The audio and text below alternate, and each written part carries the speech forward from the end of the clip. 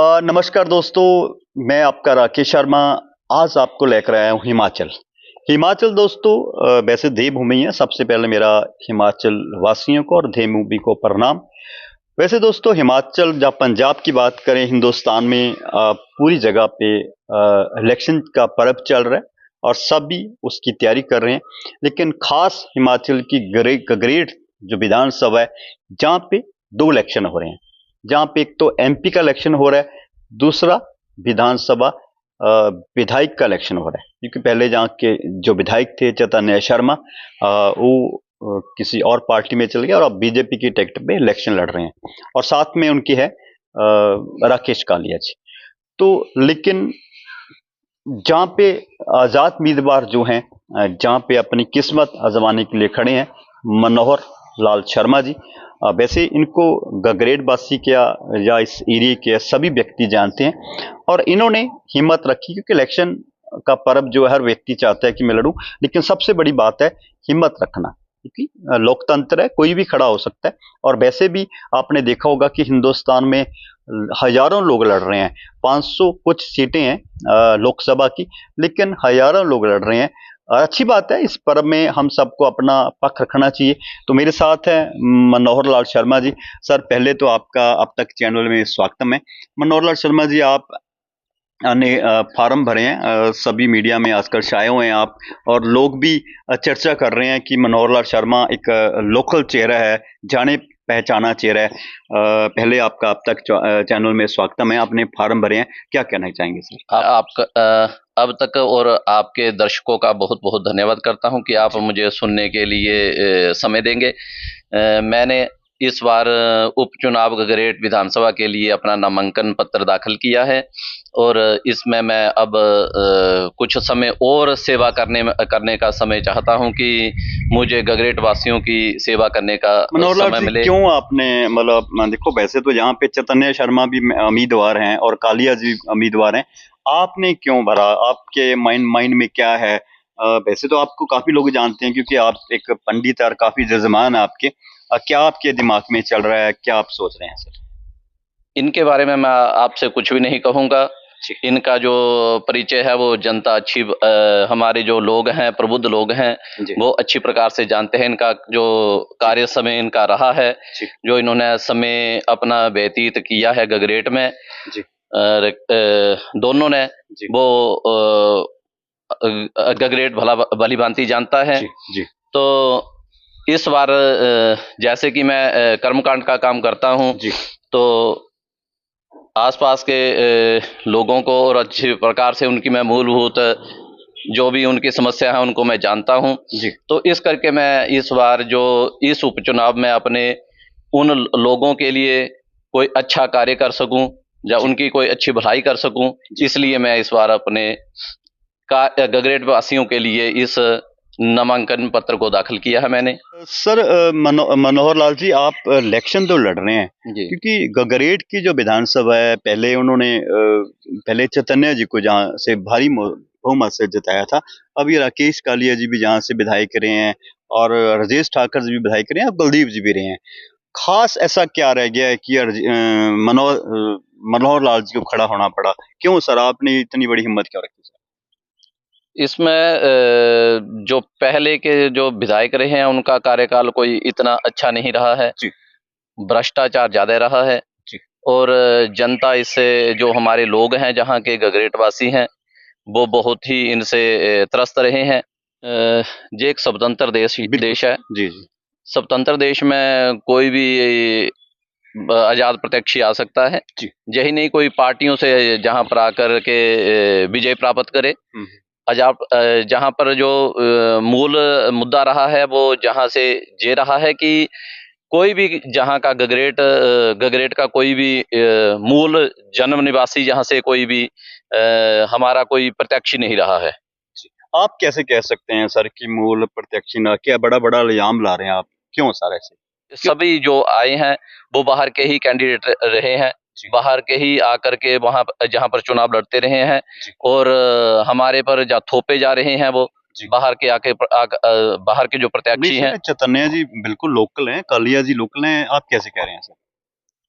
जी, उनका लोकल कहना, जहाँ पर मकान बना लेना, वो लोकल नहीं है, जी जहाँ पर मेरा जन्म हुआ है। जी और जहाँ पर भी, जहाँ इन्हीं गलियों में, इन्हीं खेतों खलिहानों में, जहाँ पर मैं पला बड़ा हूँ, जी इन्हीं लोगों के बीच में पला बड़ा हूँ।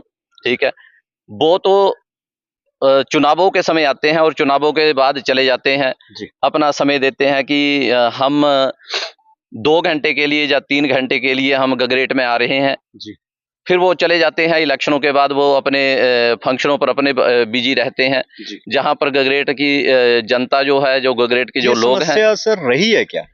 क्या ये समस्या बढ़ी है क्या कि लोकल व्यक्ति होना चाहिए? ऐसे क्यों कह रहे हैं आप सर? लोकल व्यक्ति होना चाहिए जो हर लोगों की परेशानी सुन सके, हर समय सुन सके। हम्म, परेशानी पूछ कर नहीं आती है कि जी विधायक चले जाएंगे, बाहर चले जाएंगे। आप और जो कैसे कह सकते हैं? मूलभूत, हाँ जी, हमारे देश के प्रधानमंत्री जो है बनारस से लड़ रहे हैं। जी कई लोग बड़े-बड़े लोग हैं जो अलग-अलग जगह से लड़ रहे हैं, मूलभूत गुजरात के हैं। जी जी कई ऐसे लोकतंत्र कहीं से भी व्यक्ति लड़ सकता है जी, सर। बड़े बड़े कैंडिडेट अपने अपने हिसाब से लड़ते हैं। जी, जी, जी। ठीक है जी। नहीं और आपका एलिगेशन है ना कि लोकल व्यक्ति लड़ नहीं जी सकता, ऐसे जी क्यों सर? जी जी, क्योंकि लोकल व्यक्ति को ही चुनाव लड़ना चाहिए। जी। लोकल व्यक्ति को ही, क्योंकि वो भली भांति से जानता है कि यहाँ सर की लोकल समस्या क्या है। लोकल व्यक्ति के पास पैसे ना हो, वोट ना हो, फिर कैसे वो विजय बनेगा सर? नहीं, ऐसा बात नहीं है। जी, लोगों का समर्थन चाहिए। जी। ये नहीं है कि धन बल से ही चुनाव जीते नहीं जाते हैं। सर आज तो पैसा भी चाहिए, सब कुछ चाहिए, गाड़ियाँ चाहिए, बहुत खर्चा होता है ऐसी आजकल तो बात नहीं इलेक्शनों में। है। लोगों के आप दिलों में, कैसे 2 बड़े दिग्गज हैं उसमें बीच में फँस गए आप सर, कैसे आप जीत पाएँगे मैं सर? आपसे एक बात कहता हूँ, बड़ी विनम्रता से कहता हूँ जी, कि जो लोगों के दिलों में राज करते हैं, जी, वो ही अच्छे कार्य करते हैं। जी, मैंने जो कर्मकांड का काम किया है, जी। वो अपने बुजुर्गों के साथ, बहन नहीं भाइयों वो के अलग साथ, बात है सर, वो वो अलग मैंने, बात है, हाँ कर्मकांड जी, अलग बात है, राजनीतिक जो पेंतड़े होते हैं, जो मोहरे होते हैं अलग होते हैं। आपको तो मैं एबीसी नहीं आती होगी सर राजनीति की सर? जो आप कह रहे हैं कि राजनीति है, जी, राजनीति ही हर जगह नहीं करनी चाहिए। जी, धर्म की राजनीति, जी, अच्छी राजनीति करनी राजनीति नहीं करनी चाहिए, जी, क्योंकि ये हमारे घर हैं। बिल्कुल। गगरेट में हमारे जो लोग हैं वो हमारे अपने हैं, जी, उनसे हम राजनीति नहीं करेंगे। जी, हम राजनीति करने के लिए, राजनीति वो ही करेंगे जिनके पास धन बल है। जी। मैं राजनीति करने के लिए नहीं आऊंगा। तो आप क्या करेंगे? राजनीति के मोहरे तो बहुत होते हैं, किसी को बड़ा करना है, किसी को छोटा करना है, कोई किसी के नाम से राजनीति कर रहा है, कोई किसी के नाम से क्योंकि राजनीति में तो ये सब कुछ चलता है, क्योंकि 15 दिन के लिए बहुत कुछ करना पड़ता है। ऐसे मोहरे आप कैसे चलाएँगे साहब? बड़ा मुश्किल है, जी, क्योंकि मीडिया चाहिए, उसके लिए तंत्र चाहिए, बड़ा कुछ चाहिए उसमें। आप क्यों पंगे में पड़ गए सर? जो जब हाथों से हाथ मिलते हैं, जब जी, साथ मिलता है, तो कोई भी बड़ा कार्य नहीं रहता है। जी, वो सब छोटे हो जाते हैं। एक एक कदम से ही पहाड़ चढ़े जाते हैं। जी, आप कहें कि एक कदम से ही पहाड़ को नाप लेंगे, तो एक कदम से पहाड़ नहीं नापा जाएगा। जी। धीरे धीरे छोटे छोटे कदम रख के ही हम गगरेट के लिए उन्नति का कार्य करेंगे। सर उनके लिए हम, राजनीति में आने के लिए राजनीतिक एक परिवार होना चाहिए, राजनीति का एक प्लेटफॉर्म होना चाहिए क्योंकि जो भी राजनीतिक है लोगों पीढ़ी टू पीढ़ी चल रहे हैं, किसी का बच्चा है, किसी का बाप है, किसी का वो अगले बाप है, ऐसे बड़े मोहरे होते हैं। आप पंडिताई कर रहे हैं, काम करो सर, राजनीति में क्यों फट गए आप सर? वो ही हम कार्य खत्म करना चाहते हैं जी, कि राजनीति नहीं होनी चाहिए। परिवार का परिवार आगे, परिवारवाद नहीं चलना चाहिए, वंशवाद नहीं चलना चाहिए कि आगे आप राजनीति है तो धीरे धीरे आगे जो विधायक है उसका बेटा विधायक ही बनता जाए। बिल्कुल सर बनना सभी चाहिए। सभी वो तो को राजे सभी को पहले राजे महाराजे बने हैं, उसका राजकुमार राजा था, उसका बेटा भी राजकुमार था, सभी तो को ऐसे चलता रहा सर, आज भी यही चल रहा है। नहीं नहीं, ऐसी बात नहीं है। जब किसी को मौका नहीं मिलता है तो वो ही परिवारवाद चलता है।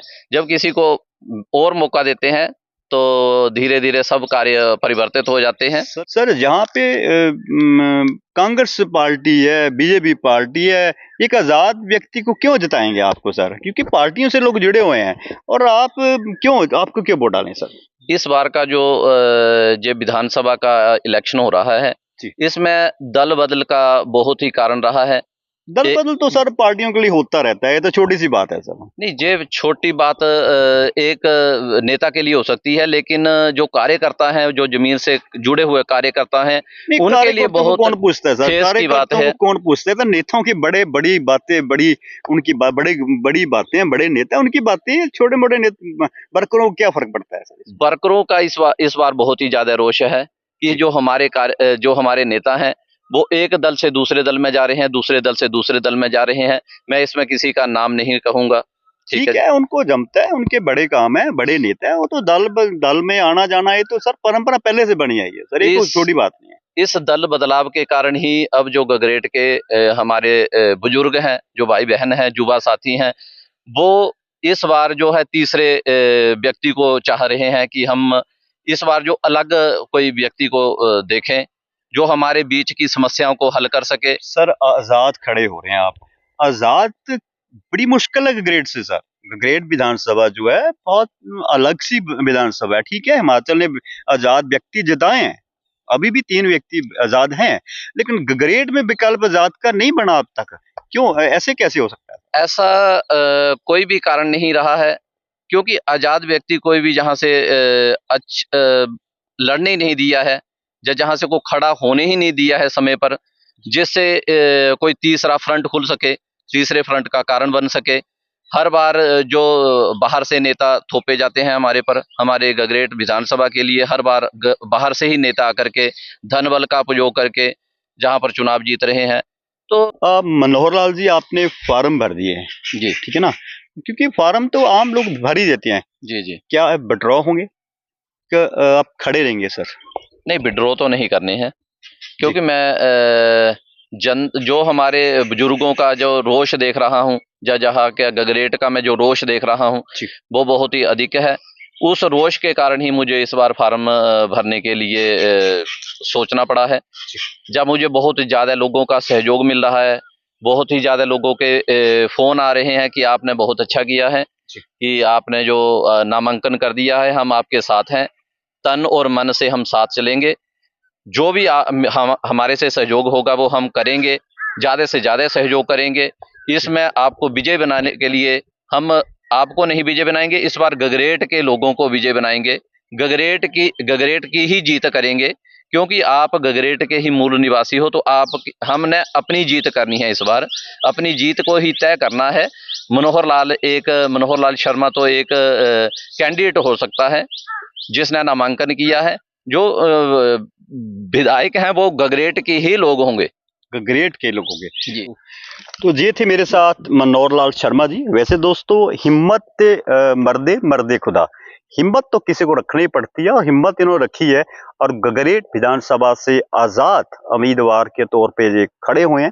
अभी चौन जो निशान है इनको बहुत जल्दी मिलने वाला है, और देखते हैं त्रिकोणा मुकाबला होता है या वन साइडेड होता है या 2 साइडेड होता है। वैसे देखा जाए तो अभी अब पलड़ा जो है सबका अपना अपना भारी है, लेकिन जनता है, जनता के हाथ में है। गगरेट की जनता काफी सूझवान है और पढ़ी लिखी है, और खास करके गगरेट की जनता के दिल में इस बारी क्या है ये तो 1 तारीख को पता लगेगा या 4 तारीख को पता लगेगा, ये तो गगरेट की जनता ही जानती है। क्योंकि इस बारी गगरेट की जनता ने किसी के पक्ष में भी अभी तक कोई पत्ते नहीं खोले हैं, क्योंकि पत्ते तो मेरे को लगता है कि या पहले को खोलेंगे या 4 को खोलेंगे, ये तो आने वाले समय में पता लगेगा। लेकिन इस बारी गगरेट में कुछ अलग होने वाला है और अलग ही होगा। धन्यवाद, हमारी शुभकामनाएं कि जो आप मिशन लेके चले हैं उसमें आप कामयाब हुए, लेकिन देखते हैं जनता आपका योगदान कितना देती है। आपका बहुत बहुत धन्यवाद। आपका और आपके दर्शकों का मैं बहुत बहुत धन्यवाद करता हूं कि आप मेरे लिए जो समय आपने निकाला है, उसके लिए, जब मेरे जो विचार हैं उसके लिए आपने समय निकाला है, अपने दर्शकों तक पहुंचाने के लिए मैं इसके लिए धन्यवाद करता हूं। तो दोस्तों, आप देख रहे थे अब तक चैनल, आपने अभी तक चैनल को सब्सक्राइब नहीं किया या फॉलो नहीं किया है, इसको बिल्कुल फॉलो और सब्सक्राइब करें, क्योंकि अगली बार आपको कुछ और मैं दिखाने वाला हूं, क्योंकि आपका मैं अपना दोस्त राकेश शर्मा। धन्यवाद। मैं दिखाया थानू ਉਹ ਸੱਚ ਜਿਸ ਦੀ ਤੁਹਾਨੂੰ ਤਲਾਸ਼ ਸੀ। ਅਗਲੀ ਵਾਰ ਅਸੀਂ ਫਿਰ ਤੋਂ ਇਸੇ ਚੈਨਲ ਦੇ ਉੱਤੇ ਇੱਕ ਹੋਰ ਸੱਚ ਦੇ ਨਾਲ ਮਿਲਾਂਗੇ। ਪਲੀਜ਼ ਮੇਰੇ ਚੈਨਲ ਨੂੰ ਸਬਸਕ੍ਰਾਈਬ ਕਰਿਓ, ਨੀਚੇ ਦਿੱਤੇ ਗਏ ਬੈਲ ਆਈਕਨ ਨੂੰ ਦਬਾਇਓ, ਤੇ ਮੈਂ ਹਾਂ ਤੁਹਾਡੀ ਪਿਆਰੀ ਜਸਮੀਤ ਕੌਰ।